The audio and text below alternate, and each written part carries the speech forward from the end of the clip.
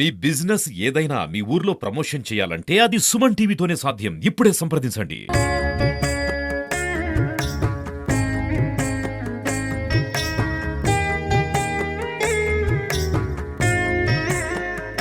నమస్తే, welcome to Suman TV. ప్రస్తుతం గండి రామన్న ఆలయ ప్రాంగణంలో ఉన్నటువంటి సాయిబాబా మందిరం ముందు ఉన్నాము. అయితే ఇక్కడ ప్రతిరోజు, ప్రతి వారం, ప్రతి గురువారము అత్యధికమైనటువంటి సంఖ్యలో భక్తులు హాజరు కావడం జరుగుతుంది.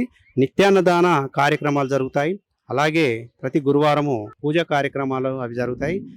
గురు పౌర్ణమికి అలాగే దత్త జయంతికి ప్రత్యేకమైనటువంటి కార్యక్రమాలు జరుగుతాయి. అయితే ముఖ్యంగా ఇక్కడ శ్రీరాముడు శివుడి విగ్రహాన్ని, శివుడి లింగాన్ని ప్రతిష్టాపన చేసినటువంటి క్షేత్రం కాబట్టి ఇక్కడ గండి రామన్న ప్రదేశం గండి రామన్న అని చెప్పి పిలుస్తూ ఉంటారు. ఈ ఆలయంలోనే సాయిబాబా మందిరం నిర్మించారు. మరి చాలా ఎత్తున, చాలా పెద్ద మొత్తంలో భక్తులు హాజరు కావడం జరుగుతుంది. అయితే ఆలయం లోపల ఉన్నటువంటి ఆ సాయిబాబా దివ్య మందిరాన్ని లోపల అలాగే పూజా కార్యక్రమాలు తిలకించి వద్దాం రండి.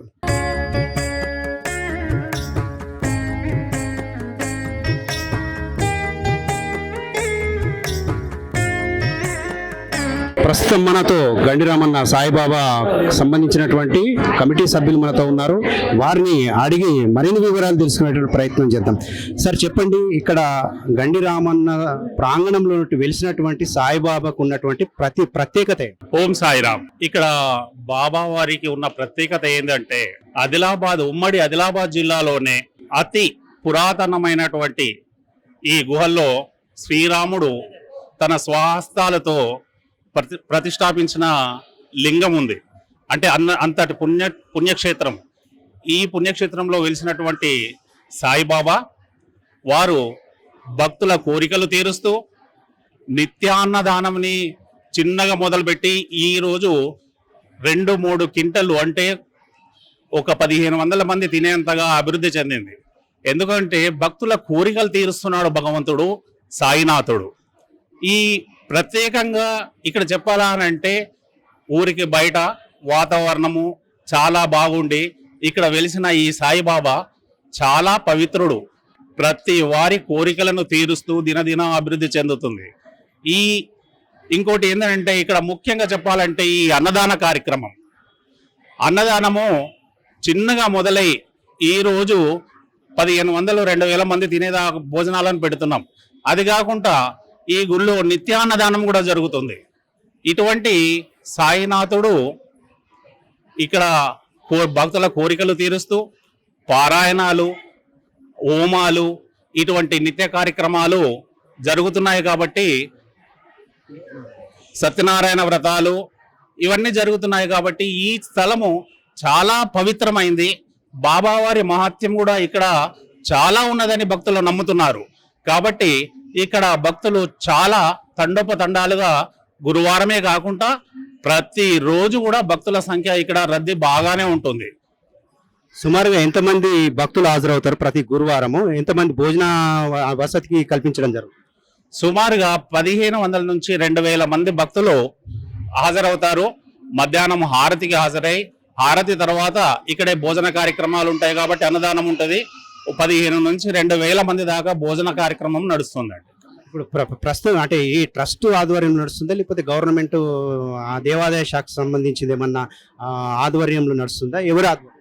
ఇది ఏంటంటే ఇంతకుముందు ఆల్రెడీ 10 సంవత్సరాల కింద సాయి సేవా సంఘ్ అనే ఈ గుడికి అనుబంధ సంస్థ భక్తుల దగ్గర శాశ్వత అన్నదానం అని చెప్పేసి ఒక స్కీమ్ పెట్టి 11,000 ప్రతి భక్తుడి దగ్గర విరాళాలు తీసుకొని ఆ విరాళాలతోటే ఈ అన్నదాన కార్యక్రమాన్ని జరుపుతున్నారు.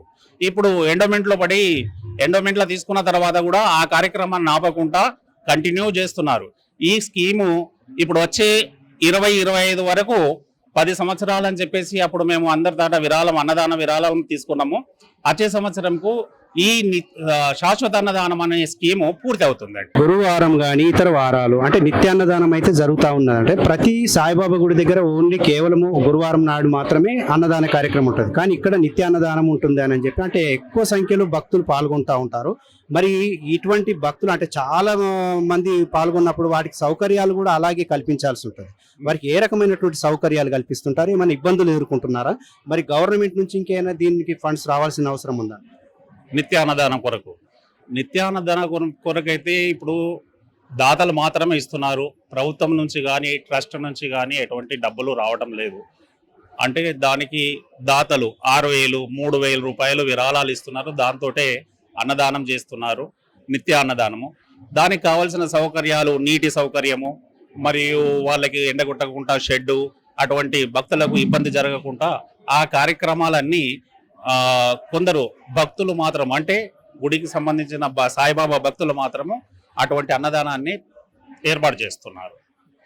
దీనికోసమని గుడి నుంచి కానీ ట్రస్ట్ నుంచి కానీ గవర్నమెంట్ నుంచి కానీ ఈ నిత్య అన్నదానంకు ఎటువంటి విరాళాలు రావటం లేదు. ఓన్లీ భక్తులతో జరుగుతుంది, మాత్రం భక్తులతోటే ఈ నిత్య అన్నదాన కార్యక్రమం జరుగుతుంది. దత్త జయంతి కార్యక్రమానికి, గురు పౌర్ణమి కార్యక్రమానికి ఏ విధమైనటువంటి ఏర్పాట్లు చేస్తారు? సుమారు ఎంతమంది భక్తులు హాజరవుతారు? ఏ కార్యక్రమాలు జరుగుతాయి? ప్రతి సంవత్సరము ఇక్కడ ప్రత్యేకంగా అంటే గురు పౌర్ణమి మరియు దత్త జయంతి ఉత్సవాలను చాలా బ్రహ్మాండంగా చేస్తారు. ఆ రోజులలో 24 గంటల అఖండ సాయినామము మరియు పారాయణము, తర్వాత పల్లకి ప్రధాన వీధుల్లో పల్లకి ఊరేగింపు, అన్నదాన కార్యక్రమాలు. ఇవి కాకుండా ప్రొద్దునట్టు అభిషేకము, ప్రత్యేక పూజలు, దంపతులతో అర్చనలు చేయిస్తారు. సార్, ఇక్కడ గండిరామన్న అంటే రాముడు శివలింగాన్ని ప్రతిష్ఠించాడని చెప్పి పురాణ ఇతిహాసంలో ఉంది. కానీ ఇక్కడ రాముడి విగ్రహం కంటే ఎక్కువగా సాయిబాబా ప్రసిద్ధి చెందడానికి కారణం అంటే అప్పుడు పురాతనంలో ప్రతిష్ఠించిన శివలింగము గుహలో ఉండడం వల్ల అంత పైకి జనాలు ఎక్కువ వెళ్ళక ఇక్కడ సాయిబాబా ఆయన ఆ విగ్రహానికి అంటే ఆ శివలింగానికి ఎదురుగా ఉన్నటువంటి ఈ సాయిబాబా ఈరోజు చాలా ప్రసిద్ధి చెందిండు అని అంటే ఆ శివలింగం కోసం వచ్చిన వాళ్ళు బాబాను చూసి బాబా వారి కోరికలను తీర్చడం వల్ల బాబా ఇంతగా ఆయన తన మహత్యం చూపించడం వల్ల భక్తుల్లో బాబాపై చాలా భక్తి పెరిగిపోయింది. ఇక్కడ బాబా ప్రసిద్ధి చెందడానికి, బాబా విగ్రహం అంటే బాబా గుడి ప్రసిద్ధి చెందడానికి కారణం మెయిన్ రాముడు ప్రతిష్ఠించినటువంటి శివలింగమే కారణం. రాముడు ప్రతిష్ఠించిన పుణ్యక్షేత్రం అంటే శివలింగం పుణ్యక్షేత్రం కాబట్టి రాముడు తన స్వహస్తాలతోటి ప్రతిష్ఠించిన శివలింగం ఉంది. ఇది మహా పుణ్యమైన స్థలం కాబట్టి ఇక్కడ వెలిసిన సాయినాథుడు ఆ విధంగానే అభివృద్ధి చెందాడని మేము అనుకుంటాం. ఇప్పుడు రాముడు ప్రతిష్ఠించిన శివలింగానికి అంటే ఈ అక్కడ ఏమైనా కార్యక్రమాలు సంవత్సరం పొడుగునా అంటే ఇప్పుడు నవం నాడు కానీ ఇటువంటి ప్రత్యేకంగా ఇట్లా ఏదైనా కార్యక్రమాలు జరగడం? అయితే శివరాత్రి రోజు మాత్రము ఉత్సవాలు చేస్తాము, ఇక్కడ అన్నదానం కార్యక్రమం కూడా చేస్తాము. అదే కాకుండా ప్రతి నెల మాస శివరాత్రికి ప్రత్యేక పూజలు చేయిస్తూ భక్తుల ద్వారా అభిషేకాలు కూడా చేపిస్తాం అక్కడ గుహలో వెలిసినటువంటి శివలింగానికి. Thank you sir, thank you so much.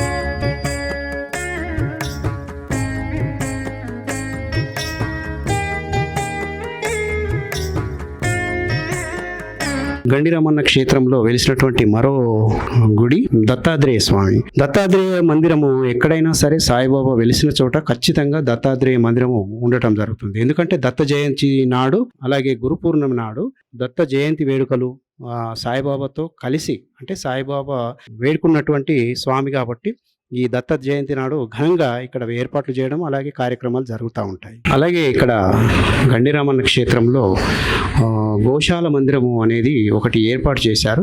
మరి కృష్ణుడికి ప్రీతిపాత్రమైనటువంటి గోవు అలాగే కృష్ణుడి విగ్రహం ఇక్కడ పెట్టి కొన్ని గోవులను ఈ ట్రస్ట్ కమిటీ ఆధ్వర్యం లోపల పోషించడం జరుగుతూ ఉన్నది. మరి ఇక్కడ నుంచి మనము చూసుకున్నట్టయితే మరి నిర్వహణ ఆవులకు పశుగ్రాసం కోసం కూడా దాతలను విరాళాలు ఇవ్వవలసిందిగా అక్కడ బోర్డులో మెన్షన్ చేయడం జరుగుతున్నది. ఈ గోశాలకు సంబంధించినటువంటి నిర్వాహకులు నారాయణ గారు ఉన్నారు. చెప్పండి, ఇప్పుడు ఎన్ని ఆవులు ఉన్నాయి సుమారు ఇక్కడ? ఎవరు వీటికి గ్రాసం అది గడ్డి అది పెడతా ఉంటారు? బాగోనుళ్ళ నారాయణ బెలగమ్మ గండి రామన్న దగ్గర బావ దగ్గర జీతం ఉన్నాడు. 12 ఆవులు ఉన్నాయి మొత్తం 12 ఆవులు. లేగలతోని. మరి వీటికి గడ్డి అది గడ్డి గడ్డేస్తా, మేపుతా, నీళ్ళు దాపుతా, పెండ తీస్తా, అంత అన్ని మీరు చూసుకుంటారు. అయితే దాతలు ఇచ్చినటువంటి డబ్బులతో ఈ గ్రాసము అంటే ఆవులకు గడ్డి పెడతారా? ఆవులకు గడ్డి పెడతారు. వాళ్ళ దానం ధర్మం గడ్డి ఇస్తారు ఆవులకు, గోవులకు. ఎన్ని ఉన్నాయి సుమారుగా ఇక్కడ? మొత్తం 12 ఉన్నాయి. 12 ఆవులు ఉన్నాయి. ఆ.